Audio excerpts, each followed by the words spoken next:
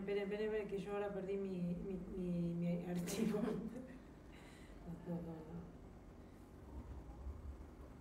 Ahí está todo bien. Lindo arte tienen acá. Ahí se ve, ahí se ve. El señor Ahí justamente estamos.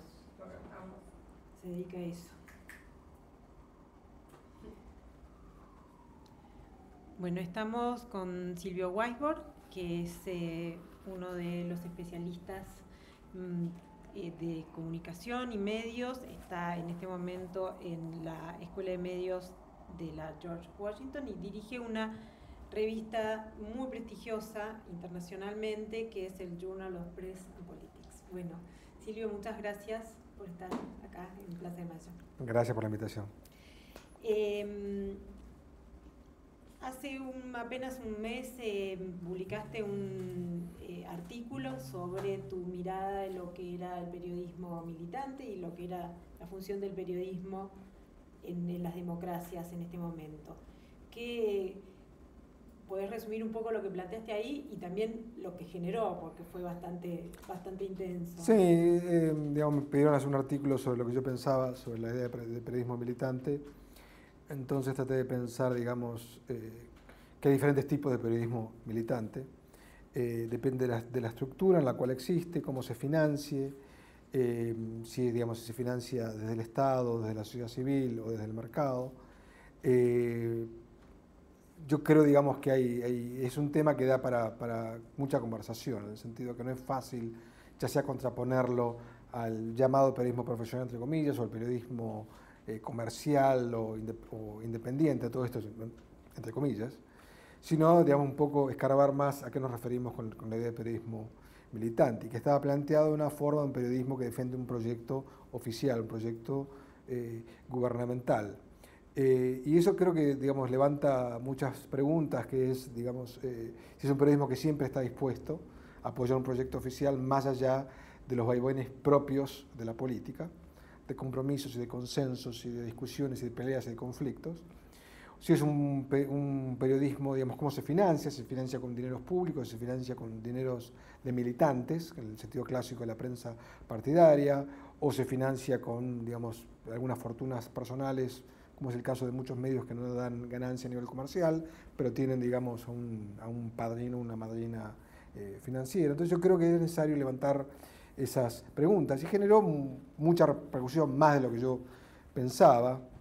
Yo por ejemplo no escribo sobre temas de coyuntura, pero me pidieron escribir y fue interesante digamos, desde el abanico ideológico partidario en la Argentina, las diferentes reacciones sobre eso, algunas reacciones sobre lo que yo planteaba, unas reacciones por haber salido en el diario La Nación, de peleas entre, digamos, gente que estaba en el foro mismo, pero para mí fue un debate bastante enriquecedor, digamos, de hecho tuve debates paralelos personales con gente que me escribió que yo no conocía, que estaban a favor o en contra sobre lo que yo estaba planteando ahí. Ahora, vos tenés un poco la mirada, hace muchos años que estás en Estados Unidos, y tenés la mirada de cómo está funcionando hoy el periodismo a nivel mundial, que es sustancialmente diferente a lo que por ahí todavía los manuales de periodismo enseñan acerca de lo que es el periodista, ¿no? Por ahí está esa idea del periodismo investigador canonizada, pero a la vez alejada de lo que son los medios cotidianos. Seguro. ¿Cómo ves el contraste de qué es el periodismo hoy en Estados Unidos, por ejemplo, y en Latinoamérica? Creo que la discusión es muy diferente. Lo que se discute en América Latina sobre el periodismo es muy diferente a lo que se discute hoy en Estados Unidos. En Estados Unidos se discute cómo el periodismo está cambiando con las nuevas redes de información, las nuevas tecnologías, el fin de la prensa escrita, el fin de la prensa en televisión abierta, la gran posibilidad de tener un periodismo ciudadano, en el sentido que es un periodismo hecho por ciudadanos y no con periodistas que reciben un salario o están capacitados como periodistas. ¿Cuál es la interacción? Creo que por ahí pasa gran parte de discusión, por lo menos en Estados Unidos. En Europa creo que la discusión es diferente de eso, porque la industria de la prensa escrita no está en tan crisis como sí lo está en el caso de Estados Unidos. Y en América Latina yo creo que tiene que ver con discusiones, en algún sentido son discusiones ya de varias décadas, de la prensa comercial o la conformación de grandes grupos periodísticos, en algunos casos con intereses cruzados fuera de la industria de medios, frente a proyectos desde el oficialismo, desde el Estado, de rehacer o digamos, de repensar, de reformar la industria de medios. Con variantes diferentes, esta idea de la reforma de medios, según el país, según el gobierno. Creo que esa es la discusión principal hoy en América Latina. Después de la década de los 80 y de los 90, donde hubo una gran, digamos, transformación, agudización del poder privado, digamos, y comercial en la industria de medios, que ha crecido exponencialmente en términos de volumen de inversión, digamos, disponibilidad en la vida cotidiana. No, incluso, a ver, un cambio me parece también importante es que el gobierno o los partidos políticos en época de campaña están usando los medios como vehículos directos de sus mensajes, con un aumento muy importante de publicidad política, de propaganda, de medios que deberían ser públicos, pero que en la mayor parte de las experiencias latinoamericanas se han convertido en gubernamentales. Sí, sí. Y, digamos, en detrimento de ese lugar de la prensa, que por ahí era el contrapeso o el intermediario entre política y ciudadanía. ¿Hacia dónde va eso? Porque ¿se puede invertir más en propaganda? Sí, bueno, el tema de la mediatización de la política, digamos, eso no va a cambiar y se va a agudizar y se va a complejizar por la complejización misma de los medios, porque estamos asistiendo ya al fin de los llamados medios masivos, en todo caso no que van a dejar de existir, sino que van a competir con otras plataformas en las cuales la gente se comunica. Entonces hay una cosa donde lo masivo y lo interpersonal están mucho más acercados. De lo que estamos haciendo ahora, como lo categorías dentro de las categorías clásicas, no entra muy fácilmente. Pero asimismo, digamos, yo creo que esta idea, especialmente de los políticos, de la importancia que los medios tienen en la política, que es parte de esta idea de por qué hacer una reforma de medios, que no es solamente el tema del negocio comercial y la gran cantidad de dinero que se mueve, sino este convencimiento de que te va mejor en la política si tenés control o llegada o dinero para los medios, y los cuales hay ejemplos que muestran que es así y contraejemplos que dicen que no es así. Pero, digamos, lo importante, lo interesante es que más allá de lo que la evidencia académica muestre, es el convencimiento de que sigue siendo importante, ¿no? A pesar que tengamos muchas elecciones en América Latina de medios que, digamos, gobiernos que controlan medios terminan perdiendo, digamos. Entonces, y al revés, digamos, temas donde los medios, donde el gobierno que tiene llegada a los medios, un político que tiene llegada a medios, puede colocar temas por su llegada misma, que te muestran que en realidad los medios pueden definir la agenda o definir cómo se discute un tema, cómo se piensa un tema. Para mí es un debate, digamos, sin ganador, digamos, pero lo interesante es que esta complejización misma de la comunicación política que estamos viendo a medida que cambian lo que llamamos medios y a medida que los políticos, o la política misma, digamos, existe, pero no existe en su totalidad por fuera de los medios. Ese convencimiento de los políticos a veces se traslada también a la gente. Nosotros tuvimos ya algunas preguntas que nos llegaron a la página, de Martín, de Yecan, de Víctor. En realidad todas giran alrededor de la importancia de un determinado programa, la importancia, ¿no?, si está dicho en los medios comerciales, o la falta de independencia en los medios comerciales, como que fuera determinante de lo que la opinión pública estuviera opinando. Vos planteabas que por ahí no es tan así. No es así, porque hay ejemplos que muestran realmente que los medios pueden poner temas en la agenda, que la gente piensa ciertos temas porque aparece en la agenda de los medios, incluso piensa los temas como están presentados en los medios. Y podemos hablar, no sé, del tema de seguridad pública, del tema de la economía. Y hay casos en los cuales no es así. Digamos, un principio clave que sabemos que cuanto más conocimiento tiene la gente sobre un tema, menos factible es que lo que diga un medio tenga impacto. O cuanto mayor convencimiento la gente tenga sobre un tema, menor posibilidad que un periodista o alguien lo convenza de algo totalmente diferente. Y la inversa, cuanto menos conoce la gente sobre algo, más factible que lo que le dice un medio, un político, le moldee sus ideas sobre tal tema. Pero en temas, digamos, como, no sé, desocupación, economía, seguridad, donde la gente obtiene información al respecto de varias fuentes, lo que le pasa individualmente, lo que le pasa al vecino, de las redes interpersonales, lo que escuchó, entonces se complejiza mucho más. Pero en temas donde la gente suele tener medio de experiencia directa, el tema obvio siempre son lo que pasa alrededor del mundo, porque, digamos, difícilmente la mayoría de la gente tenga acceso directo o interpersonal, es más factible que lo que pasa en un medio, lo que se dice, a la gente le informe sus actitudes. Por eso, digamos, para mí la pregunta la respuesta de una palabra a esa pregunta es depende. Depende de qué públicos, depende de qué tipo de contenido, depende del momento político. Entonces, digamos, es difícil tener una respuesta que diga sí, necesariamente, invariablemente, hay gran, digamos, impacto en la política o poco impacto en la política o en la opinión pública. Vinculando algo que recién mencionaste, los sucesos que ocurren lejanamente y esta transformación de los medios masivos a los medios más en red, la idea de que el 2.0 y los subsiguientes pueden generar cambios sustanciales en la política y quizás las revueltas y las situaciones de Oriente han generado también cierta idealización Seguro. de que con Twitter se puede hacer la revolución. Como yo siempre digo, nada más occidental, digo, viviendo en Estados Unidos, o nada más norteamericano de pensar que la revolución fue hecha por tecnología producida en Estados Unidos.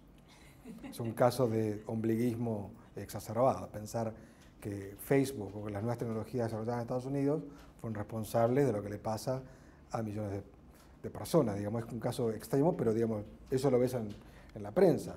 Yo soy al revés, digamos, en realidad ver cuál es el problema de comunicación que las nuevas tecnologías supuestamente ayudan a resolver y cómo se aplican estos casos de rebeliones inesperadas desde la inteligencia norteamericana hasta la inteligencia rusa. Nadie esperaba que esto iba a suceder, y ver en qué sentido las nuevas tecnologías o la comunicación 2.0 ha acelerado o ha servido de plataformas para hacer esto, digamos, o cómo se hacía antes que hoy se puede hacer mejor, digamos, ¿no? Cuando no existía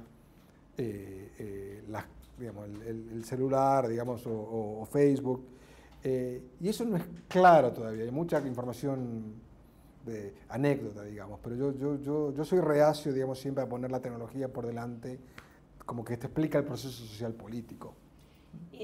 Vos mencionabas que quizás en sociedades más desinformadas o con menos base educacional es más fácil la lógica de la influencia de los medios, y a la vez nos encontramos en las latinoamericanas que además de ese factor se agrega el hecho de que hay poca conectividad. Entonces como que tenés dos factores que están operando en que en nuestro atraso se mantenga. Yo no lo llamaría atraso, pero yo creo que hay una mayor segmentación de públicos hiperinformados y de públicos que tienen digamos, un mundo de información mucho más reducido. Y cada vez, digamos, lo que yo creo que esta fragmentación de los medios lleva al reforzamiento de islas informativas. Que hace 30, 40 años las chances de informarse eran mucho menos y que mal o bien, más allá de las diferencias políticas, ideológicas, étnicas o religiosas, la gente se informaba más o menos de los mismos lugares, más allá que estuvieran bien o mal. Hoy en día es como que estamos viviendo mundos informativos paralelos. Creo que en América Latina no es tan así como sí lo ves en Estados Unidos o en Europa, y tiene que ver con el dato que estás hablando, que es el acceso a las nuevas tecnologías. ¿Cuáles son las consecuencias políticas de eso? No estoy seguro, y mi intención no es hacer futurismo, pero digamos, es cierto que es más difícil que la misma audiencia esté expuesta a la misma información en el mismo momento, que era el modelo clásico de la televisión en su época de auge, cuando era el medio, o la radio en su momento, o los diarios en su momento. Hoy vamos en un momento mucho más de complejización de eso, ¿no? ¿Y qué efectos tiene eso en la movilización política? Depende, y de nuevo creo que es muy difícil generalizar, en el sentido que hay movimientos sociales que utilizan de una forma muy inteligente las nuevas tecnologías para lograr sus objetivos políticos, y otros donde en realidad las nuevas tecnologías les sirven como una ventana hacia el mundo, una ventana digamos, de opinión, no de movilización política. Por eso digo que no pensar a las redes sociales, por ejemplo, solamente ligadas a la movilización política. Tiene una forma de participación en algún sentido bastante impersonal en el mundo informativo. Ahora también pasa que hay un mayor desenganche de la ciudadanía con el proceso político. Nosotros ahora estamos empezando elecciones y pasa un poco lo que vos alguna vez escribiste, ¿no? de la banalización del escándalo. Las elecciones son escandalosas siempre porque se basan en la disputa, se basan en la controversia, más que en la lógica propositiva. Entonces es como que forma parte ya del paisaje cotidiano. Sí, exactamente. Parte del ruido, digamos, del papel, digamos, que está alrededor nuestro, que no nos damos cuenta que existe. Y que a mucha gente, en las democracias, justamente eso es lo que aparece. Yo no estoy seguro que si se discutiera realmente de políticas y de propuestas y de digamos, temas más específicos para solucionar problemas, si la gente prestaría más atención. Quizás sí, pero no estoy convencido, digamos, que sea necesariamente eso, digamos. Por lo menos no hay datos que muestren que si tienes una cobertura que no es sensacionalista, que no está guiada solamente por el conflicto o por la pelea o por la reyerta entre dos figuras políticas, que necesariamente la gente le preste más atención. Sabemos que ese tipo de cobertura hace que la gente no se motive y no se interese, pero no sabemos si lo opuesto es verdad, digamos, ¿vale? Es una forma de involucrar más a la gente en los asuntos públicos. Y también sabemos que aquellos que quieren hacerlo, hay códigos en los medios que son reacios a la conversación más, digamos, de largo tiempo y discusión sobre propuestas políticas, ¿no? Esto es mucho más difícil para los tiempos y los códigos del periodismo, ya sea audiovisual o el periodismo escrito, y que mucha gente tampoco tiene interés, aunque esa información esté disponible. Entonces, para mí, digamos, entiendo por qué mucha gente, digamos, culpa a los medios, digamos, que los sesgos de los medios hacen una cobertura de campañas electorales que no conducen a un diálogo, un debate ciudadano más amplio. Pero también, digamos, yo creo que parte de la ciudadanía tampoco está desesperada por inmiscuirse en un debate público sustancial y de políticas, incluso de temas que les tocan muy de cerca, que preocupan, desde el trabajo hasta la economía, hasta la educación, ¿no? En épocas electorales. No lo digo como provocación, lo digo como que es necesario reexaminar esa premisa, digamos, que la gente quiere una cosa y los medios y los políticos, por razones diferentes, le dan otra cosa. Porque parte de una idea de un ciudadano hiperinformado que quiere más información y que realmente es necesario ver si es así, ¿no? Y entonces, ¿hacia dónde te parece que va la discusión política? ¿Hacia dónde van las campañas? Vos escribiste un libro de las campañas argentinas hasta los 90. Sí. Viendo esta última década? Que las tendencias, digamos, observadas en los 90 se han profundizado, son campañas mucho más. Yo he hablado de unas campañas más empresariales, en las cuales es el candidato y no el partido el que arma su propia candidatura, campañas pagas, en el sentido de que, bueno, que la mano de obra ya no es la mano de obra voluntariosa, sino que se paga gran parte del trabajo. En una época era trabajo por compromiso con la causa o con candidatos, candidatas, y mayores costos, digamos, ¿no? Por costos de los medios, pero por otras razones, digamos, que no tienen que ver solamente con el costo de la política mediática. Creo que la tendencia sigue a eso y que esa es la misma lógica que absorbe las nuevas tecnologías. Hay usos interesantes o intentos de usos interesantes de comunicación más directa desde un representante, digamos, de un político con los votantes. ¿Hasta qué punto eso, digamos, genera un debate cualitativamente diferente? No estoy seguro, digamos, son experiencias, no las desmerezco, pero no sé hasta qué punto, digamos, como reemplazan a la política, digamos, mediática de arriba hacia abajo, ¿vale? Es decir, yo a través de un programa periodístico o de un anuncio publicitario le hablo al público más que generar un diálogo, que es creo que lo que usualmente falta eso. Para mí lo que sería más interesante es hablar, digamos, es un país en Argentina donde se habla mucho del discurso. Sí. De lo que se dijo, de lo que vos dijiste en un momento, de lo que apoyaste en su momento. Para mí es más una cuestión de hechos. ¿Cómo se votó? ¿Por qué a esta altura del partido todo político tiene un récord, digamos, un legajo de cómo, no solamente qué es lo que ha dicho, que es el discurso que nos fascina, y pasamos horas hablando de esto, sino en los hechos mismos, qué dijo, cómo votó frente a un tema muy particular. Cuando fue gobernador, cuando fue senador, digamos, cómo se comportó. No es el discurso. Pasa que eso requiere más trabajo. Claro, que esa es la lógica esta de la rendición de cuentas. Exactamente, es la lógica de la rendición de cuentas, de la transparencia. Digamos, no estamos en el año 83 donde todo el mundo, digamos, había como renacido políticamente y no tenía, bueno, había gente contradictoria, obviamente, pero antes. De nuevo. Claro, hoy en día, digamos, mal que bien, hay casi 30 años y bueno, y muchas personas tienen un récord bueno, que eso hay que explicarlo, hay que entenderlo, hay que discutirlo, porque te da una idea de quién es y cómo piensa, cómo está parado frente a ciertos temas y ver cómo esas posiciones se empatan con lo que la ciudadanía espera, quiere. No,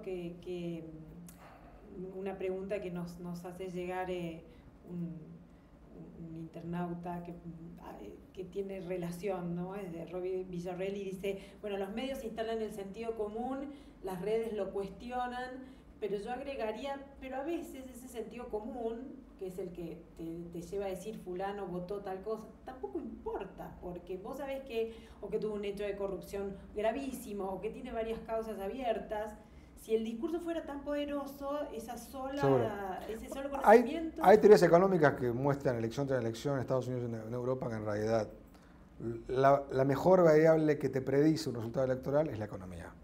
A ver, el resto es lo que hablamos, lo que discutimos, lo que pensamos como comunicólogos. Obviamente vamos a decir que es importante. No vamos a decir que lo más importante es si la gente tiene más plata en el bolsillo o más poder de consumo, qué sé yo. Pero digamos, entonces, plantear, digamos, cómo se toma, digamos, qué influencia tiene en el proceso de decisión que tiene desde participar en la política hasta el voto mismo.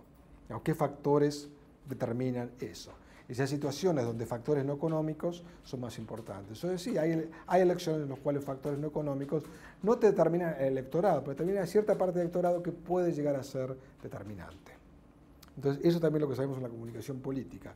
No es que los factores no económicos no importan, pero que si son, entre comillas, manejados hábilmente, pueden ser potenciados en cierto segmento del electorado que o que no vota o que no sabe por quién votar. Entonces hablamos del electorado, no el electorado militante, que siempre va a votar igual, sea quien sea el candidato. Y con las campañas que se hagan. Porque si no sería como traicionar a su pasado, a sus convicciones.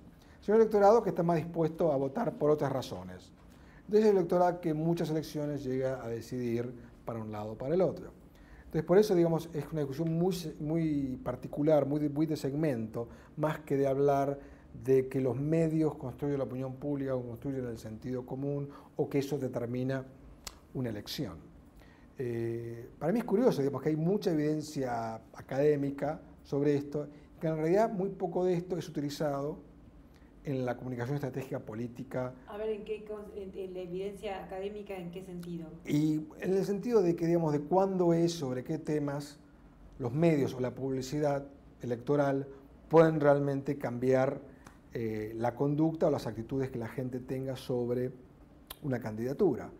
Por eso hablamos de temas muy particulares. Por ejemplo, lo que se habla en Estados Unidos, que las últimas elecciones han sido ganadas no porque la economía le iba bien o mal al gobierno necesariamente, sino porque los que han ganado a nivel presidencial han descubierto un segmento del electorado que podían movilizar con ciertos temas para volcarlo de un lado al otro.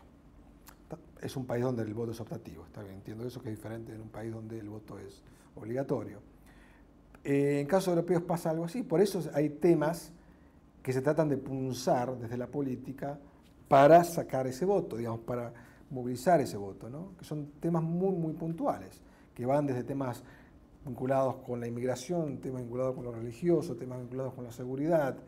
Temas vinculados con la economía es un poco más difícil, porque ahí la gente tiene más, digamos, tiene en su bolsillo que le está diciendo cómo le va a la economía a nivel personal diariamente. Es más difícil convencerle a la gente, mira, la economía es un desastre, la economía está muy bien. ¿Por qué? Porque hay más fuentes de información y más creíbles. Eso la disfrutás. Exactamente, y porque es más creíble. Que un candidato, un político que aparece y que le dice algo, o un medio que le dice. Sobre otros temas quizás es más factible que la publicidad política pueda afectar en cierta gente la percepción que se tiene.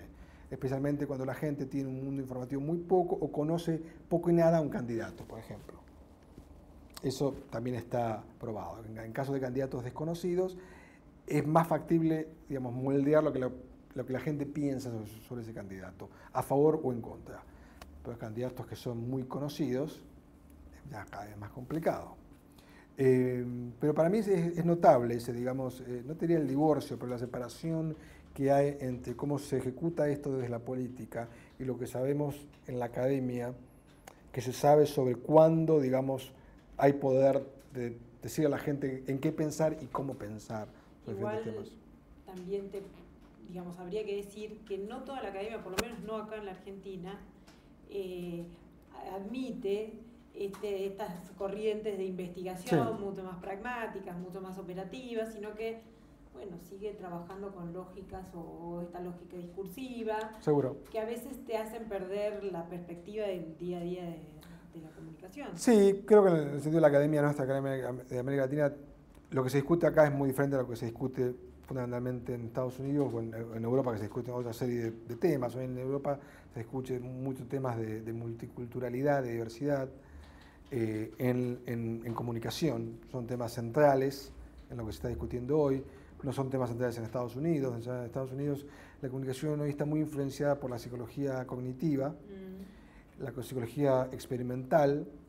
De hecho, en la revista nuestra recibimos muchos artículos, digamos, que tienen ese tipo de enfoque. En América Latina tiene que ver con temas que históricamente han pegado muy fuerte en la comunicación, en el estudio de la comunicación en América Latina. Temas de participación, temas de representación, temas de identidad, que no son, no te debería decir, preocupaciones centrales en lo que es la academia europea o en la academia norteamericana, que vienen de unas vertientes intelectuales bastante diferentes. Siempre está Francia, que es la excepción a lo que es dentro de la discusión europea, porque tiene una tradición muy propia, muy diferente a las otras tradiciones en investigación de comunicación. Por ejemplo, lo que se discute acá en Reforma de Medios, que hablábamos antes, no es un tema central en Europa hoy en día, y ni siquiera en Estados Unidos, que está en una situación de crisis, lo que es la radiodifusión pública, por ejemplo, o los medios comerciales, una crisis financiera. No es un tema del centro de la discusión. Bueno, justamente Martín nos preguntaba por tu opinión acerca de la televisión pública. Él lo hacía específicamente porque, bueno, aparecen ciertos programas que digamos, focalizan muchísimo en la defensa de la gestión gubernamental, también se ve en la Agencia Estatal de Noticias, en un montón de soportes, porque creo que también está relacionado con esta idea académica de que la batalla es discursiva. Entonces, si peleamos discurso contra discurso, es como si fuera la suma, ¿no? Dos discursos con dos discursos lo neutralizamos. Sí, por eso no quiere decir que no sea... Decir que tiene importancia, pero relativa y condicional, no quiere decir que no sea importante, sino darle su importancia debida. ¿Pero y cómo ves los medios públicos? Primero, yo hablo de medios públicos y no de medios estatales. Creo que es fundamental tener esta distinción. Y los medios públicos más ligados a lo cívico y no ligados al estatal. Por eso estamos hablando, yo siempre trato de... Pensemos el Estado y el mercado de la sociedad civil y cómo los llamados medios públicos o medios estatales se posicionan frente a esto. ¿Por qué? Porque yo creo que hay una tradición en América Latina de oponer lo estatal, llamándolo público, a lo privado o a lo mercantil. Dejando de lado lo que es la gran discusión y la gran innovación que se ha pensado mucho en las últimas décadas, particularmente sobre todo el tema de la sociedad civil. Que para mí, digamos, yo sigo pensando que eso es lo que tiene que estar al centro de lo que es la democracia y pensar la comunicación en democracia, que es cómo la sociedad civil asume un rol protagónico, en lo cual conservas una autonomía importante de lo estatal, de la lógica del poder puro o de la lógica del mercado, que es la otra lógica del poder. Porque si no estamos colapsando la democracia con lo estatal o la democracia con el mercado. Y creo, mi inclinación normativa es que en realidad la democracia tiene que ver con la sociedad cívica, con la sociedad civil, y con lo público entendido desde esa forma, no absorbido por el Estado. Porque eso es otra cosa, no es, digamos, es otro modelo de democracia que podemos discutir. Pero, digamos, por diversas razones no creo que sea, especialmente en el contexto de América Latina, lo más importante, debido a la riqueza, la multiplicidad, la cacofonía que es la sociedad civil en América Latina. Ahora, la ley de medios que se sancionó el año pasado da un espacio a esta lógica de la sociedad civil, obviamente en los medios tradicionales, en estos medios que ya están más próximos a extinguirse que a florecer, pero la gran paradoja es que no brinda formas de financiamiento. Claro. Entonces, esa sociedad civil que por ahí desde la lógica norteamericana se ve como independiente, sobre todo la sociedad civil que puede empezar a tener participación en los medios, queda supeditada al financiamiento o a la facilitación de recursos Mira, yo te digo, del Estado. coincido absolutamente, para mí no hay democratización de los medios, sino hay democratización de la financiación. Si querés un titular, ahí para mí tiene que ver con eso. No es solamente democratización de la propiedad, porque si no estás generando una licencia para buscar dinero y no solucionás lo que es en un sistema que todo necesita recursos. Para hacer un periodismo caro o barato se necesitas dinero. Para mantener una radio, así una radio de barrio o una radio que llega a mucha más gente, necesitas fondos. Y un periodismo de calidad, que realmente haga en el público, suele costar dinero. Si no haces algo, digamos, que es interesante, que es válido, pero no es todo lo que es periodismo particularmente hoy en día. Por eso yo digo que el periodismo ciudadano es válido, pero no desmerece o invalida o excluye cierta forma de lo que es el periodismo tradicional, vale decir, gente que del cual tiene un recurso, vive en una estructura, es una institución pública, una institución privada, en el cual genera noticias, genera información, trata de generar opinión. Por eso yo creo que el tema, primero esa es una de las grandes preguntas. La segunda gran pregunta sobre el tema de la ley de medios es las experiencias que tenemos de sistemas públicos son los sistemas parlamentarios y con partidos políticos fuertes.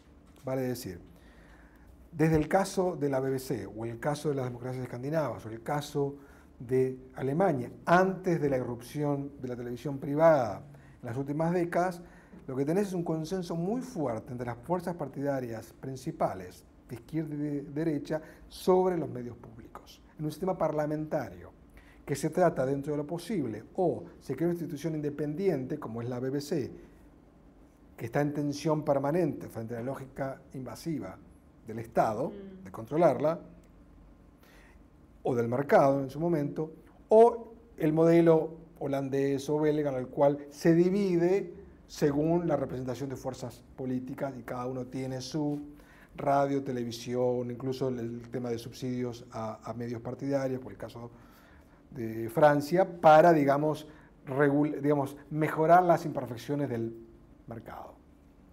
Eso necesita un consenso político muy fuerte en un sistema parlamentario con partidos políticos fuertes. Nada de esto existe en Argentina. Por eso para mí es un laboratorio muy interesante lo que va a pasar. Y no lo digo con optimismo o con pesimismo, lo digo genuinamente con interés intelectual, digamos, de cómo en un sistema político muy diferente a aquel que generó esta idea de un sistema público, puede llegar, digamos, a funcionar eso. O tratamos de encajar algo que no, digamos, que no es obvio. No hay otra experiencia, yo te diría, de sistema de televisión pública con el alcance y la ambición que tiene, incluso en América Latina.